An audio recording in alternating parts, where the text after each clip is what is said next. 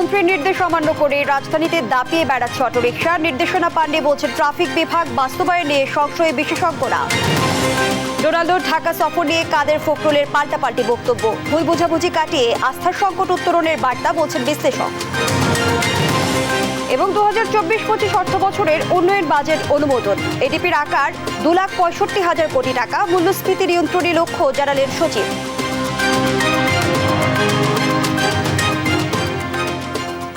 আমন্ত্রণ সংবাদ রাতে, দেখছিলেন সংবাদ শিরোনাম, সঙ্গে রয়েছে আমি ফারাজ জুই। এবারে বিস্তারিত। সড়ক পরিবহন মন্ত্রী ও ঢাকার দুই মেয়রকে পাত্তাই দিচ্ছেন না ব্যাটারি চালিত যানবাহনের চালকরা। কঠোরভাবে নিষেধাজ্ঞার পরদিনেই ঢাকায় বুক ফুলিয়ে দাপিয়ে বেড়াচ্ছে এসব যানবাহন। পুলিশের ট্রাফিক বিভাগ বলছে অটোরিকশা পুরোপুরি বন্ধ এমন কোনো নির্দেশনা তারা পাননি। আর বিশেষজ্ঞরা বলছেন সিদ্ধান্ত নেওয়ার চেয়ে বাস্তবায়নই বড় চ্যালেঞ্জ। বিস্তারিত রিয়াজ মোর্শেদের প্রতিবেদনে।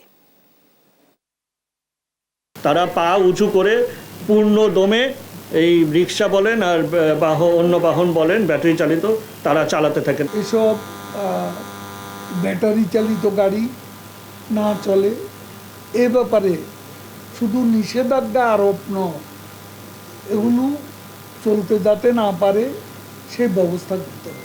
এমন কঠোর নির্দেশনা আসে বুধবার বিআরটিএর উপদেষ্টা পরিষদের সভায়। পরদিন এ চিত্র রাজধানীর গুরুত্বপূর্ণ অনেক সড়কে। কে শোনে কার কথা? মন্ত্রীর নিষেধাজ্ঞা এভাবে অমান্য করে দাপিয়ে বেড়াচ্ছেন এসব যানবাহনের চালকরা। চালকদের অনেকে বলছেন নির্দেশনার কোনো তথ্য জানা নেই তাদের। তবে এরকম নির্দেশনা আগেও পেয়েছেন তারা, কিছুই হয়নি। এরকম তো প্রত্যেক বছরই বলে। আসলে কি বন্ধ করে দেওয়ার জন্য বলে না গরিবের মারানোর জন্য বলে? কারণ এই কথা বলার পরেই রিক্সা ধরে বেশি বেশি। না জানি না, আমরা তো গরিব মানুষ, অটো রিক্সা বন্ধ করে দিলে আমরা কি করে খাবো? চালকরা বলছেন এমন চোর পুলিশ না খেলে একেবারে বন্ধ করে দিলেই হয়, কারণ পুলিশের র্যাকার বিলে চলে যায় সব উপার্জন। এটা অবৈধ, যখন তারা টাকা নিয়ে আপনারা ছেড়ে দেন কেন? আমাদেরকে যদি ধরে আবার 600 টাকা র্যাকার বিল দাও। পুলিশে ধরলে 600 দেওয়ার লাগে, হ্যারে ধরলে 100 দেওয়ার লাগে, হ্যারে ধরলে 50 দিতে। এই টাকাটা তো আমাকে এই রোদে পইরা গাইমে পরে টাকাটা কামাইতে হয় স্যার। এই যন্ত্রণা করে বন্ধ করে দিই। যাত্রীরাও মানছেন দুর্ঘটনা রোধে এইসব অটোরিকশা বন্ধ করা উচিত। মেন সমস্যা হলো ব্রেক, ব্রেক ঠিক নেই আর বেশি গতিতে চলে। এই যে আমি মনে করি ওদের একটা কর্মসংস্থান করার পরে একটু উঠাইয়া দিই। আসলে বর্তমানে অটো রিকশা যেইভাবে চলাচল করতেছে এটা খুবই রিস্কি। ট্রাফিকের অতিরিক্ত কমিশনার বলেন এখনো পর্যন্ত এ ধরনের কোনো নির্দেশনা তারা পাননি। আমাদের কাছে এখনো ওই মিটিংয়ের যে মিনিটস বা যে এজেন্ডা সেটা কিন্তু আমরা এখনো পাইনি। পেলে সেখানে আপনার কি কোন প্রেক্ষিতে আলোচনা হয়েছে, সেক্ষেত্রে যে যদি বন্ধ করতে হয় তাহলে এটা কতদিনের মধ্যে বন্ধ করতে হবে, যে কোন পদ্ধতিতে বন্ধ করতে হবে, সেই ব্যাপারে হয়তো বিস্তারিত জানতে পারলে আমরা তখন সেই ব্যাপারে আশু পদক্ষেপ নিতে পারবো। শুধু ঘোষণার মধ্যে সীমাবদ্ধ না থেকে নির্দেশনা বাস্তবায়নে কার্যকর পদক্ষেপ নেওয়ারও পরামর্শ বিশেষজ্ঞদের। বন্ধ করার জন্য বিজ্ঞান ভিত্তিক পথটা ফলো না করে আমি একবারে হার্ড লাইনে চলে গেলাম, এবং আমি বলবো অতীতেও জিরো টলারেন্সের এরকম অনেক কথাই বলা হয়েছে, আমরা কিন্তু অর্জন করতে পারিনি। সো আমি বলবো এই ধরনের ভারী কথা বলার আগে আমাদের সক্ষমতাটা দেখা উচিত, আমরা কি আদৌ এটা বাস্তবায়ন করতে পারবো কি। তো সেই হিসাবে আমি বলবো সিদ্ধান্ত কঠিন, সিদ্ধান্ত অনেক ভারী, কিন্তু এটা অর্জন করার জন্য আমি বলবো না সক্ষম হবে। নিয়াজ মুর্শিদ, দেশ টিভি, ঢাকা। দর্শক, এ বিষয়ে খোঁজ খবর রাখছেন সহকর্মী নিয়াজ মোর্শেদ। এ মুহূর্তে সরাসরি স্টুডিওতে যুক্ত হচ্ছেন তিনি। নিয়াজ, স্বাগত জানাচ্ছি আপনাকে। আপনার প্রতিবেদনেই দেখছিলাম যে দুই মেয়রকে পাত্তাই দিচ্ছেন না ব্যাটারি চালিত যানবাহনের চালকরা, এবং আমরা দেখলাম যে কঠোরভাবে নিষেধাজ্ঞার পরদিনই ঢাকায় বুক ফুলিয়ে দাপিয়ে বেড়াচ্ছে সব যানবাহন। কার শক্তিতে তারা এতটা বলিয়ান? ধন্যবাদ আপনাকে। যেটি বলছিলেন আর কি, কার শক্তিতে তারা এতটা বলিয়ান, সেটি হলো আমরা দীর্ঘদিন যাবতই কিন্তু আসলে আমরা দেখে আসছি যে এই ব্যাটারি চালিত যে অটোরিক্সাগুলো সেগুলো কিন্তু আসলে আপনার রাজধানীতে পুরো দাপিয়ে বেড়াচ্ছে, এবং বিশেষ করে আপনার অলিতে গলিতে সব থেকে বেশি দাপিয়ে বেড়াচ্ছে। মাঝে মাঝে তারা কিন্তু মহাসড়কেও উঠে আসছে।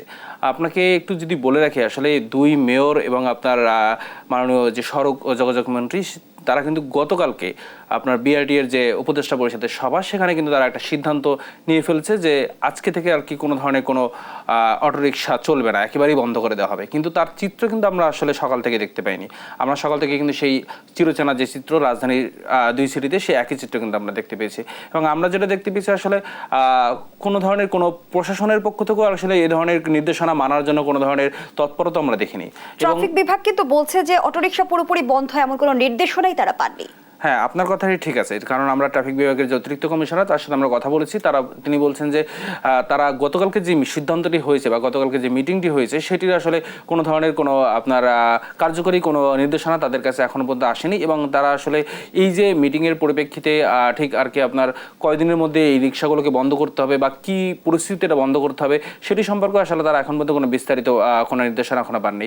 এবং আমরা কিন্তু বলে রাখি, তারাও কিন্তু আসলে বলছে যে কারণ যেহেতু আপনার এই রিক্সাগুলো অটোরিকশাগুলোর যে চালক রয়েছেন, তাদের পিছনে কিন্তু আসলে শুধুমাত্র তিনি একা জড়িত নন, তার একটা পরিবার রয়েছে। এবং সেই পরিবারগুলো আসলে কোন পদ্ধতিতে বিকল্প কি ব্যবস্থা করা হবে বা আপনার তাদের আয়ের কি ব্যবস্থা করা হবে, সেটি আসলে কোনো ধরনের কোনো সিদ্ধান্ত কিন্তু এখনো পর্যন্ত আসেনি। এবং কোন পরিস্থিতিতে আপনার বা কিভাবে এগুলো বন্ধ করা হবে, সে বন্ধ করার কিন্তু আসলে আপনার যদি বলি একেবারে মানে লক্ষণীয় বা আপনার যদি একেবারে আপনার যদি সিদ্ধান্তটি যে বাস্তবায়ন করবে, সে বাস্তবায়নের জন্য যে জিনিসগুলো দরকার আর কি, হয়তো বা আপনার যে কোনো একটা পজিটিভ একটা কিছু করতে গেলে তার নেগেটিভ জিনিসটাও কিন্তু ভাবতে হয়।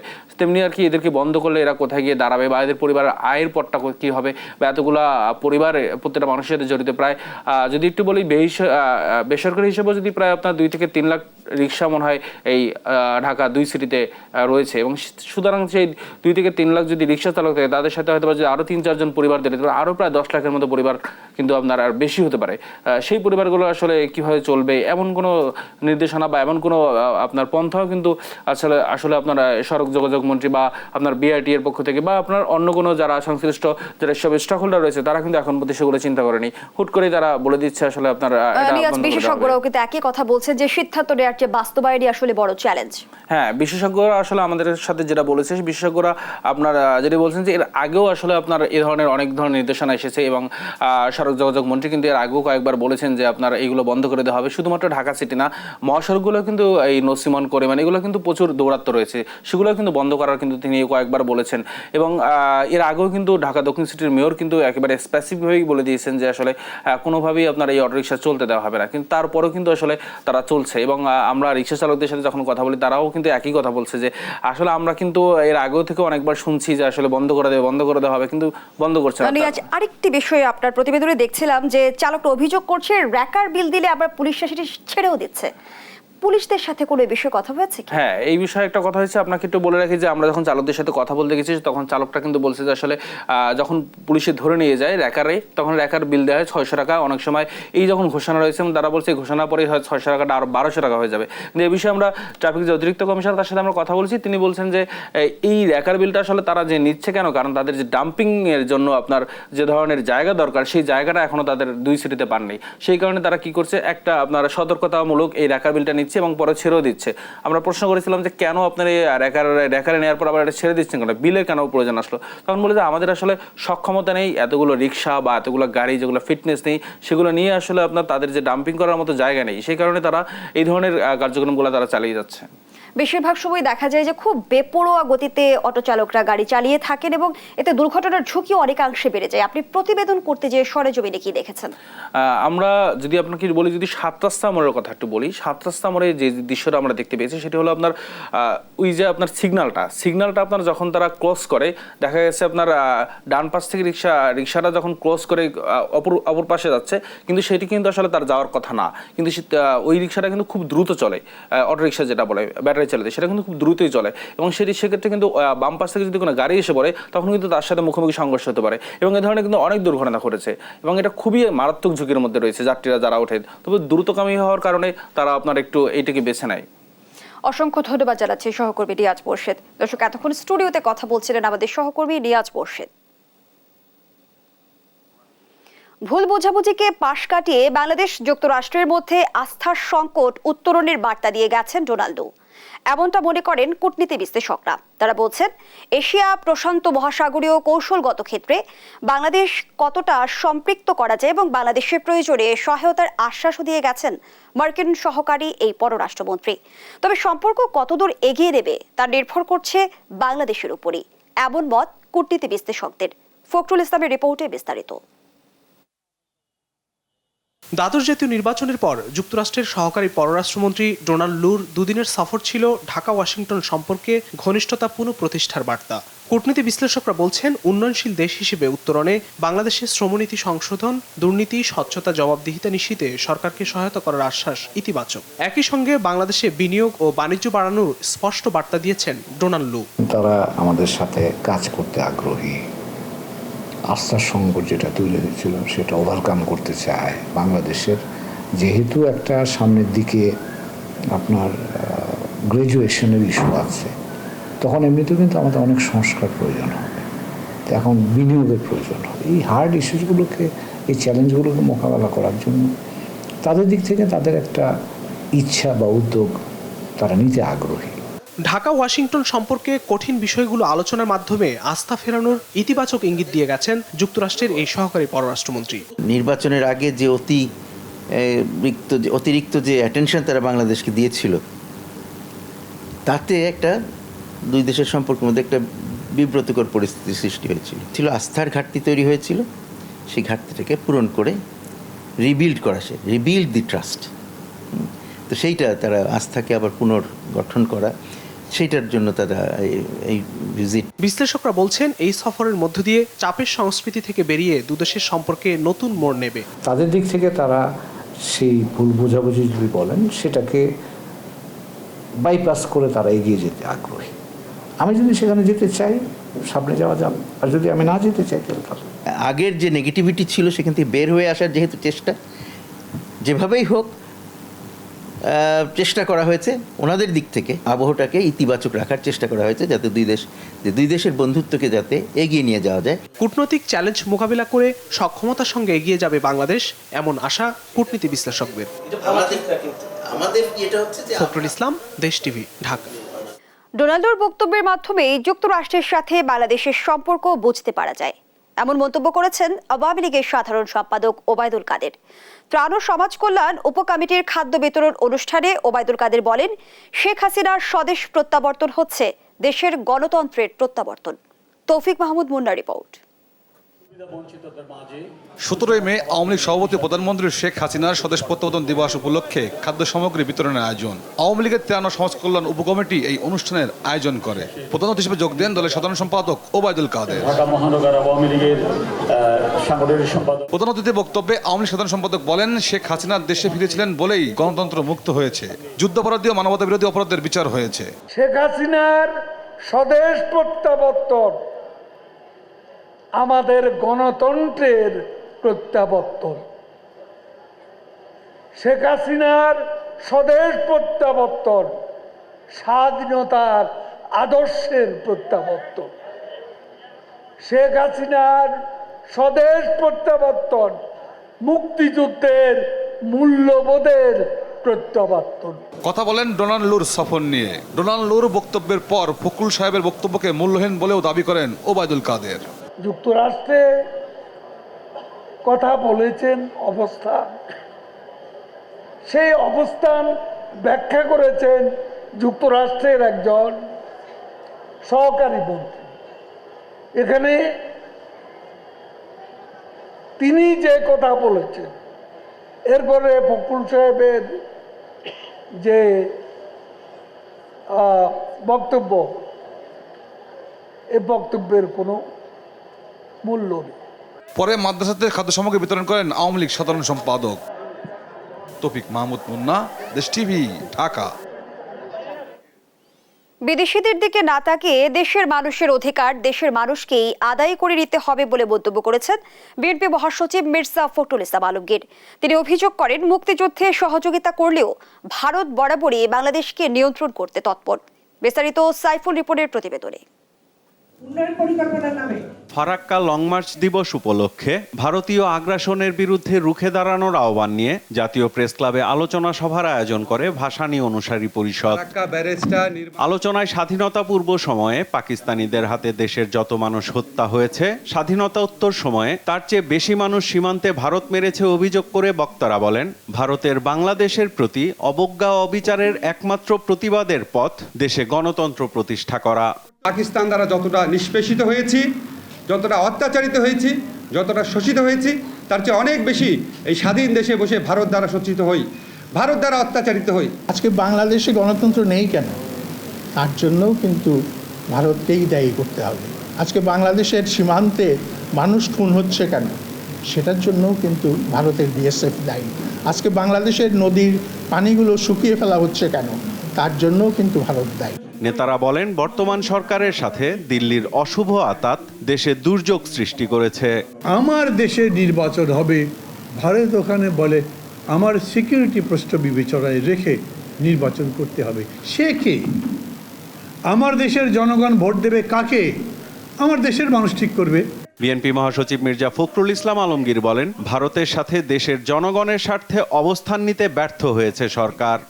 আমাদের প্রতিবেশী, যার কাছে আমরা স্বাধীনতার তাদের ভূমিকার জন্য আমরা অবশ্যই আমাদের ধন্যবাদ এবং কৃতজ্ঞতা আমরা প্রকাশ করেছি সবসময়। তারপরেই আমরা যে লক্ষ্য করেছি, তারা সবসময় বাংলাদেশকে একটা নিয়ন্ত্রণের মধ্যে রাখার জন্য তারা সবসময় তাদের সকল কর্মকাণ্ডকে পরিচালনা করেছে। যে সরকার এখন আছে, সেই সরকার পুরোপুরিভাবে একটা নতজানু সরকার। তারা কখনোই বাংলাদেশের জনগণের স্বার্থে সে একটা প্রকৃত স্ট্যান্ড নেওয়া, সেই স্ট্যান্ডটা তারা নিতে ব্যর্থ হচ্ছে। উন্নয়নের নামে সরকার মাফিয়া রাষ্ট্র প্রতিষ্ঠা করেছে বলেও অভিযোগ করেন বিএনপি মহাসচিব। আজকে এমন একটা সরকার দখলদারিত্ব নিয়ে ক্ষমতায় বসে আছে, যাদের একমাত্র কাজ হচ্ছে যে তারা তাদের স্বার্থ এবং তাদের প্রভুদের স্বার্থকে রক্ষা করার জন্য তারা আজকে জনগণের উপর নির্যাতন নিপীড়ন চালিয়ে যাচ্ছে। এই সরকারকে টিকিয়ে রাখার জন্য একটা গোষ্ঠী তৈরি করা হচ্ছে, যে গোষ্ঠীগুলো এই তথাকথিত উন্নয়ন থেকে সবচেয়ে বেশি আপনার বেনিফিশিয়ারি হয়েছে। একটা মাফিয়া রাষ্ট্র তৈরি করা হয়েছে। নিজেদের কাজ নিজেদেরই করতে হবে উল্লেখ করে মির্জা ফখরুল বলেন, সবাই ঐক্যবদ্ধ হলে জনগণের আকাঙ্ক্ষা পূরণে কোনো শক্তি ঠেকিয়ে রাখতে পারবে না। একত্র হয়ে সাইফুল রিপন, দেশ টিভি, ঢাকা। দ্বিতীয় ধাপের প্রচার প্রচারণার সবশেষ খবর জানাতে লক্ষ্মীপুর থেকে যুক্ত হচ্ছেন সহকর্মী সাইফুল ইসলাম স্বপন। স্বপন, কেমন চলছে নির্বাচনী প্রচারণা, কি বলছেন ভোটাররা? জুই, লক্ষ্মীপুরের দুটি উপজেলায় রায়পুর এবং রামগঞ্জে আগামী 21শে মে উপজেলা নির্বাচন অনুষ্ঠিত হবে। এই দুটি উপজেলা নির্বাচনকে কেন্দ্র করে প্রার্থীদের মাঝে এবং ভোটারদের মাঝে উৎসব বিরাজ করছে। এতে লক্ষ্মীপুরের যে রামগঞ্জে স্বতন্ত্র প্রার্থী ইমতিয়াজ এবং আনাস প্রতীক এবং দেওয়ান বাচ্চু হুন্ডা প্রতীক। তো ইমতিয়াজ নির্বাচন কমিশনে কয়েকবারই চিঠি দিয়েছেন স্থানীয় সংসদ সদস্য আনোয়ার হোসেনের বিপক্ষে, তিনি যেন প্রভাব বিস্তার করতে না পারেন এবং যেন তিনি এলাকায় অবস্থান না করেন।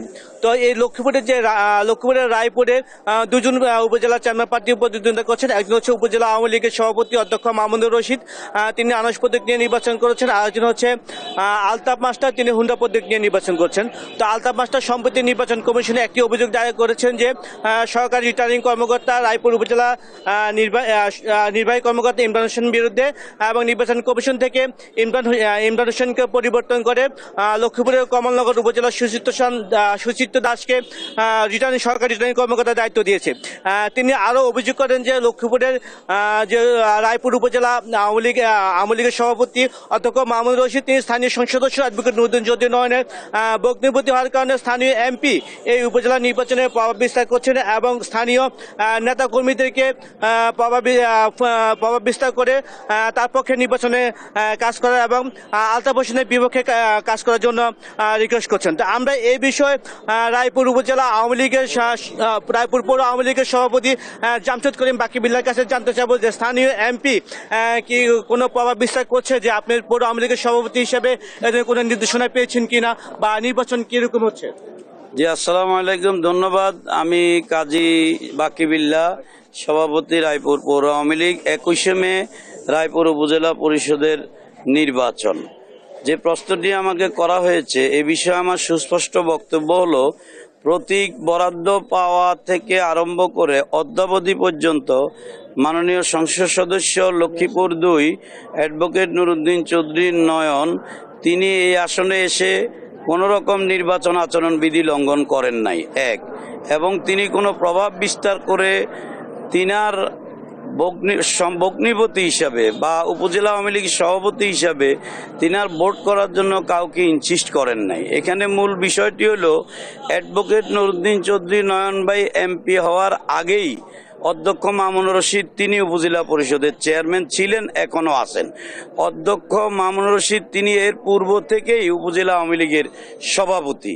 কাজেই অধ্যক্ষ মামুনুর রশিদ সাহেব নির্বাচনে প্রতিদ্বন্দ্বিতা করার শুরু লগ্ন থেকেই প্রত্যেকটি ইউনিয়ন আওয়ামী লীগ, ওয়ার্ড আওয়ামী লীগ, উপজেলা আওয়ামী লীগ, পৌর আওয়ামী লীগ, ছাত্রলীগ, যুবলীগ, স্বেচ্ছাসেবক লীগ, শ্রমিক লীগ, তাঁতি লীগ, মহিলা আওয়ামী লীগ, ইউনিয়ন পরিষদের 8 জন চেয়ারম্যান, পৌরসভার মেয়র, পৌরসভার সকল কাউন্সিলর, প্রত্যেকটি ওয়ার্ডের মেম্বার, তারা সভা করে অধ্যক্ষ মামুনুর রশিদ সাহেবকে সমর্থন প্রদান করেছে এবং মামুন ভাইয়ের সাথে নির্বাচনে তারুণ্যের অহংকার আমাদের অ্যাডভোকেট মারুফ বিন জাকারিয়া, সেও প্রার্থী ছিল, সেও মামুনুর রশিদ সাহেবের প্রতি শ্রদ্ধা রেখে নিজেই সে প্রত্যাহার করে সে ভাইস চেয়ারম্যান হিসাবে প্রতিদ্বন্দ্বিতা করতেছে।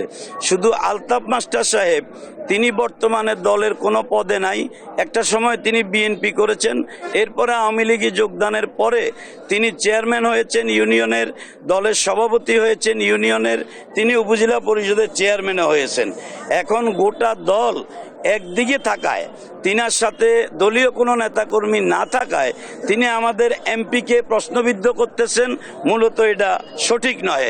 তিনি আমাদের মোহাম্মদ আলী খোকন ভাই, যিনি প্রেসিডিয়াম সদস্য ছিলেন কেন্দ্রীয় আওয়ামী যুবলীগের, উনাকেও বিতর্কিত করতেছেন। ধন্যবাদ জামশেদ কবির বাকিউল্লাহ।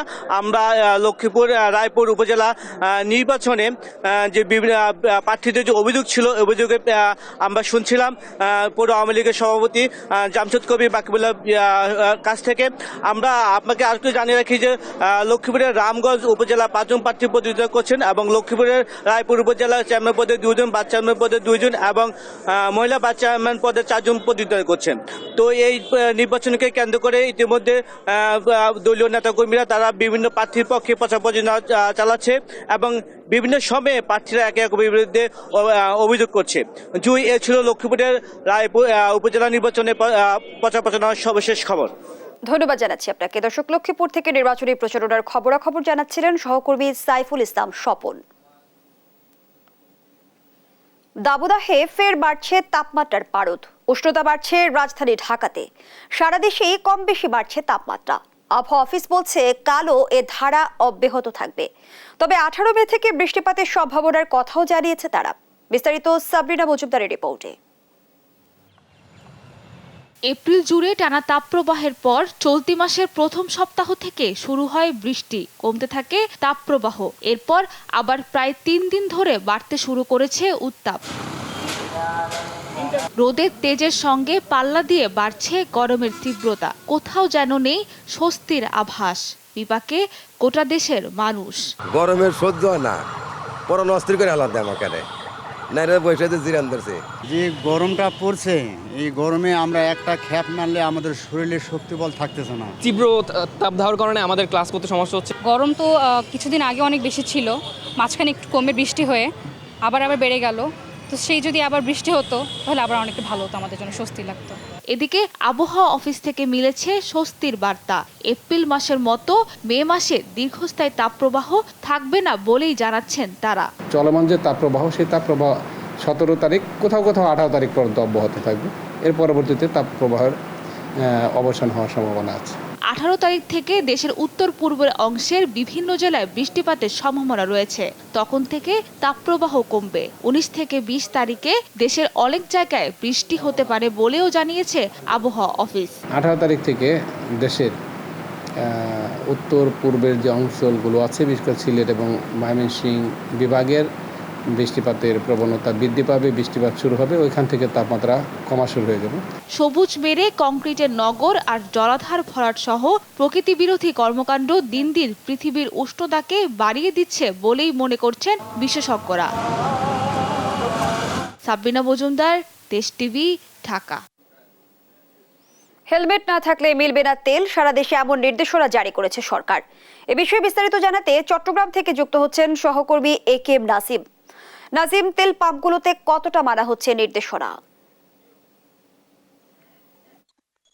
জি, আপনি যেমনটা বলছেন, আসলে আমরা সকাল থেকে নগরের বিভিন্ন যে ফিলিং স্টেশন রয়েছে সেগুলো আমরা দেখেছি, তবে বেশিরভাগ ফিলিং স্টেশন আসলে যে হেলমেট ছাড়া তেল দেওয়া যাবে না বিষয়টি লিখে তারা বিভিন্ন ব্যানার টাঙিয়েছেন, তবে বেশিরভাগ যারা মোটরসাইকেল চালক রয়েছেন তারা বিষয়টি মানছেন না। অনেকে আবার এই বিষয়ে বিভিন্ন ধরনের অজুহাত দেখাচ্ছেন, কারণ তারা বলছেন তারা এই বিষয়ে যে নির্দেশনা জারি হয়েছে যে হেলমেট ছাড়া তেল দেওয়া যাবে না, তারা সেটি জানতেন না। আবার কিছু কিছু ফিলিং স্টেশনের মালিক পক্ষ বা কর্মচারীরা বলছেন তারাও বিষয়টি জানেন না। তবে এই বিষয় নিয়ে হেলমেট মোটরসাইকেল চালক এবং যারা ফিলিং স্টেশনের কর্মচারী তাদের মধ্যে অনেক সময় আমরা দেখেছি বাক বিতণ্ডা পর্যন্ত হচ্ছেন, কারণ অধিকাংশ যারা মোটরসাইকেল চালক রয়েছেন তারা হেলমেট সাথে রাখেন না বা রাখলেও যেটা ব্যবহার করেন না, কারণ তারা বলছেন আসলে বিভিন্ন ধরনের অজুহাত দিচ্ছেন এবং তারা সেটি মানতে নারাজ। তারা বলছেন যে এই ধরনের হেলমেট ছাড়া তেল দেওয়া নেওয়ার বিষয়টা আসলে একরকমের লুকোচুরির খেলা, কারণ তারা বলছেন যে হেলমেট পরে যদি তেল নেওয়া হয় বা হেলমেট না পরে যদি তেল দেওয়া হয় এটা এক ধরনের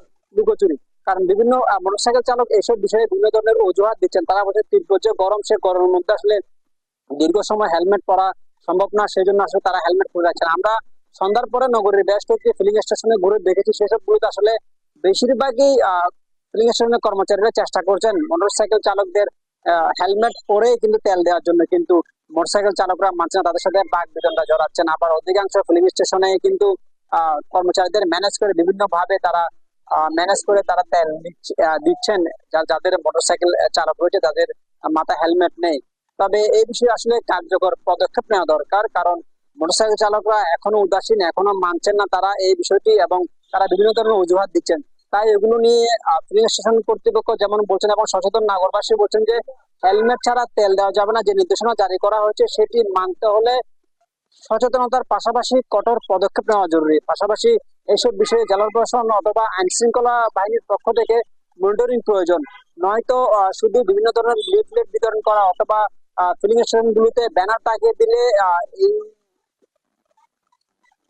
হেলমেট ছাড়া তেল দেওয়ার বিষয়টা আসলে কার্যকর হবে না বলে মনে করছেন সংশ্লিষ্টরা।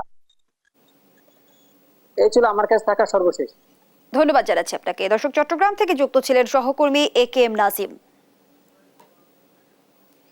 আগামী বছর থেকে পায়রা গভীর সমুদ্র বন্দরের কার্যক্রম শুরু হবে বলে জানিয়েছেন নৌ পরিবহন প্রতিমন্ত্রী খালিদ মাহমুদ চৌধুরী।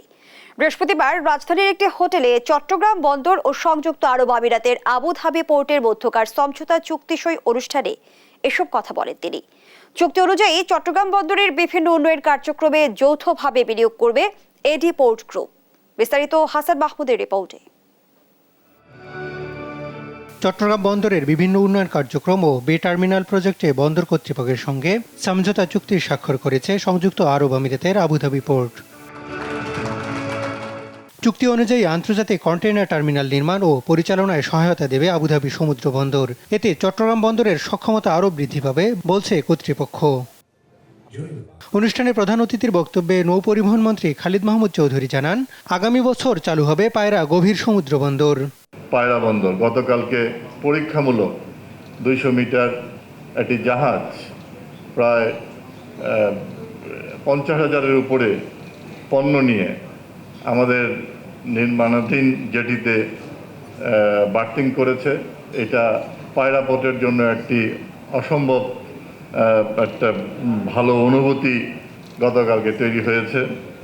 আমি আশা করি আগামী বছর থেকে এই পায়রা পোর্ট অন্যান্য বন্দরের মধ্যে নিয়মিত অপারেশন কার্যক্রম চালিয়ে যাবে।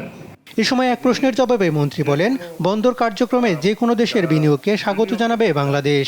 আমাদের চট্টগ্রাম বন্দর, মংলা বন্দর, মাতারবাড়ি গভীর সমুদ্র বন্দর অথবা পায়রা বন্দর, যে কোনো বন্দরে বিনিয়োগের জন্য আমরা সমগ্র পৃথিবীর যারা বিনিয়োগ করতে চায় তাদের জন্য মাননীয় প্রধানমন্ত্রী বলেছেন আমরা সেই ধরনের সব ধরনের সুযোগ সুবিধা আমরা দিব এবং তারা এই ডিপোর্ট বাইরেও কেউ যদি করতে চায় আমরা তাদেরকেও স্বাগত জানাবো।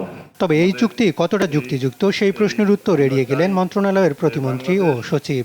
যে সমুদ্র হাসান মাহমুদ, দেশ টিভি, ঢাকা। সংবাদপত্রের শিরোনামগুলো জানিয়ে দিচ্ছে আরেকবার।